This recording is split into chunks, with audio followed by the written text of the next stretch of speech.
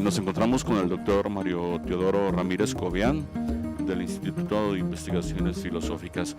Doctor, dígame, en la internet, el diario El Economista en su momento dio la noticia del fallecimiento de Luis Villoro y para subrayar al personaje hizo uso de un fragmento de un ensayo escrito por usted sobre el concepto de ideología a lo largo de la trayectoria filosófica de tan apreciado pensador mexicano. ¿Cuál fue su relación con don Luis Villoro? Bien, muchas gracias por la entrevista. Bueno, en los últimos años logramos tener una amistad muy cercana. Era una persona muy generosa, muy atenta, muy amable, muy del estilo antiguo, digamos, ¿no? El señor murió de 91 años y desde hace unos 10, 15 años empezamos a tener una relación, sobre todo institucional. Él apoyó muchos proyectos de la Comunidad de Filosofía de Morelia, la revista Devenires, la creación del Instituto de Investigaciones Filosóficas, nuestro programa de doctorado. Fue una fortuna que hayamos encontrado esa relación con él y a la vez yo me puse a estudiar su pensamiento, aunque en realidad pues desde estudiante de licenciatura, yo seguía sus textos. Tiene algunos textos muy buenos para iniciarse uno en la filosofía, lo leía desde entonces, pero ya en los 90 empecé a estudiar su obra de forma sistemática y aprovechar la oportunidad del trato personal con él, pues para hablar sobre su pensamiento. Él era muy modesto, nunca le gustaba. Yo tenía que presionarlo un poco para que habláramos de su obra. Él me decía, póngase a estudiar otras cosas, deje lo mío. ¿No? Lo suyo es muy importante, es patrimonio de la filosofía mexicana. Y bueno, alcancé a escribir, he escrito 2 libros, uno que se llama La razón del otro, publicado por la UNAM, y otro más reciente que se llama Humanismo para una nueva época, que incluye varios trabajos, entre esos el ensayo sobre el concepto de ideología, que fue un asunto que él trató mucho. Ideología como pensamiento irreflexivo, infundado, lo contrario del pensamiento racional, filosófico, y la idea es que Villoro siempre luchó críticamente por liberarnos de la ideología y llevarnos hacia un pensamiento emancipado, libre, crítico, de base filosófica. ¿Qué les dice a sus alumnos sobre la relación de la filosofía y la vida cotidiana? Bueno, Villoro es un ejemplo de esta relación, no solamente por los compromisos políticos, por su interés por la situación del país, tanto un interés teórico como un interés práctico, reflejado en distintos momentos de su vida personal a lo largo de sus 90 años, que mostraron ese compromiso con la democracia, con el problema indígena. Una solidaridad muy profunda tenía él con las comunidades indígenas de México. Y bueno, se los he dicho a los alumnos, ellos han dado cursos yo, y de hecho tengo varios tesistas, varios jóvenes investigadores de licenciatura, de maestría, de doctorado, que han hecho tesis sobre el pensamiento de Villoro, ¿no? Y bueno, la idea, ¿qué les diría? Villoro es un paradigma de lo que es ser un buen filósofo en México. ¿Usted cómo y cuándo decidió dedicarse a la labor filosófica? Bueno, terminando la preparatoria, me empecé a interesar por la filosofía, en aquellos tiempos que era muy fuerte la presencia del marxismo, pues también por el pensamiento marxista, aunque siempre tuve la fortuna de acercarme críticamente al marxismo y nunca me afectó como doctrina, como pensamiento cerrado, ¿no? Y bueno, siendo estudiante del Colegio de San Nicolás, se fundó la Escuela de Filosofía y cuando era solamente un pequeño salón, estuvo allí en el segundo patio del Colegio de San Nicolás, la primera generación, pues conocí a los compañeros, conocí al director y pues me empecé a interesar por la filosofía. Esta fue la cuestión personal. Y pues de base, pues yo creo que un interés por el pensamiento, un gusto por el pensamiento que desde entonces empecé a forjar, ¿no? Aun cuando usted ha dicho que es un lector insaciable de cualquier cosa que diga filosofía, un tema recurrente en su quehacer profesional es la filosofía de la cultura. ¿Por qué es así? Bueno, esta idea de la filosofía de la cultura nació hace 20 años, más de 20 años, allá por principios de los 90s, porque a fines de los 80s incluso, empezaba a pensarse el tema de la cultura a raíz de la crisis pues de muchos paradigmas modernos, el positivismo, el cientificismo, el mismo marxismo, que tenían una concepción finalmente despectiva acerca del problema cultural y de la diversidad cultural. En particular, nosotros en la Escuela de Filosofía éramos una comunidad muy pequeña, muy cerrada, y queríamos abrirnos a que más gente de otras áreas del conocimiento se acercara a nosotros, y entonces creamos el programa de maestría en Filosofía y la Cultura con ese propósito, con el de promover la interdisciplinariedad, el diálogo de la filosofía con otras ciencias, con otras profesiones.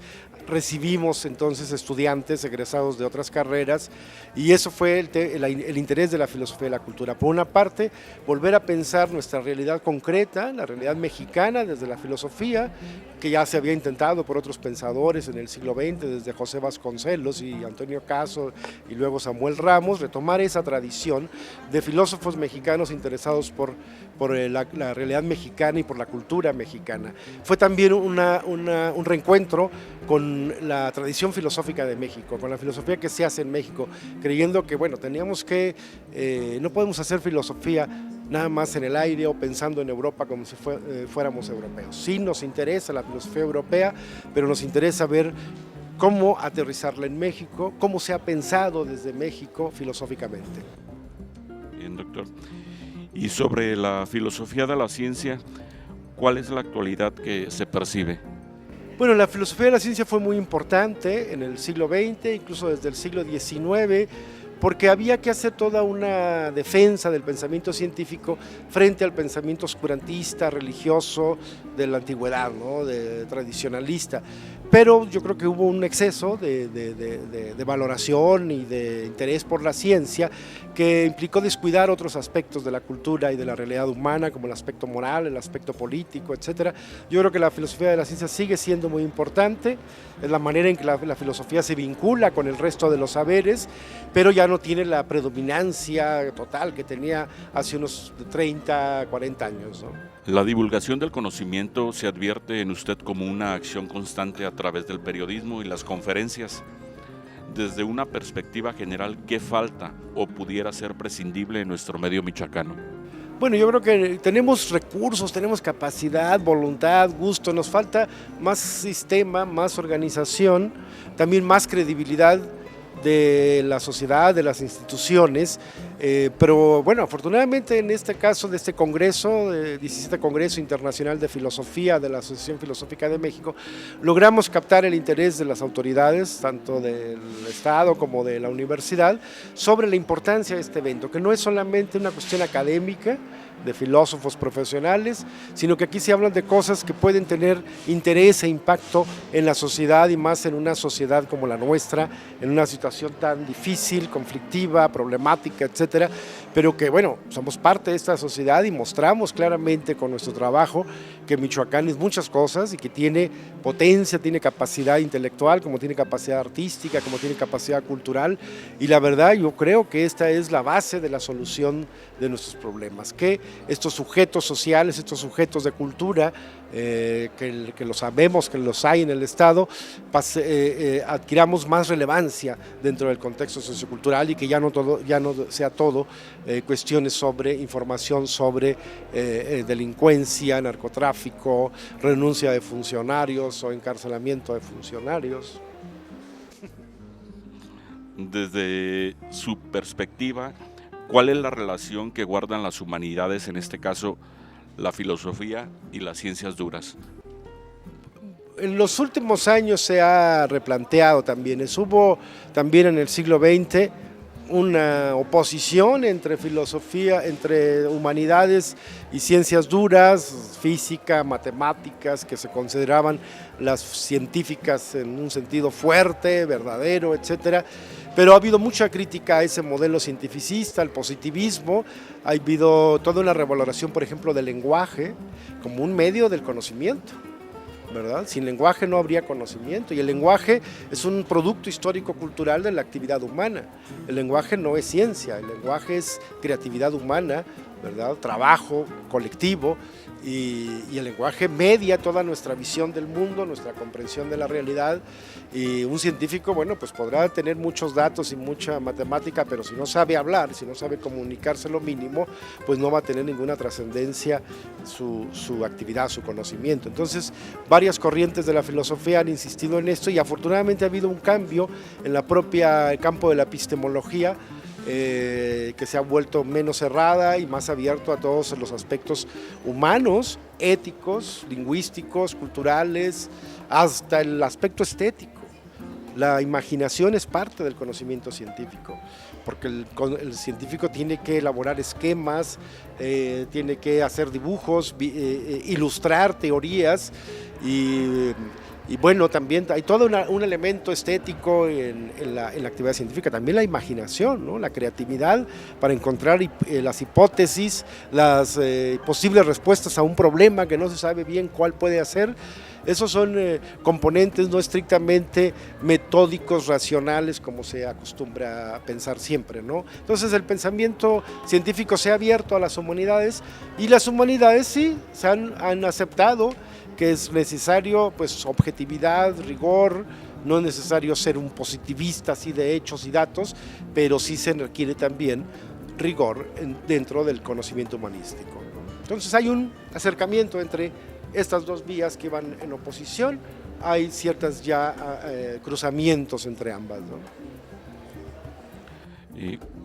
¿Cuáles son las actividades principales que realiza el Instituto de Investigaciones Filosóficas de la Universidad Michoacana que usted dirige?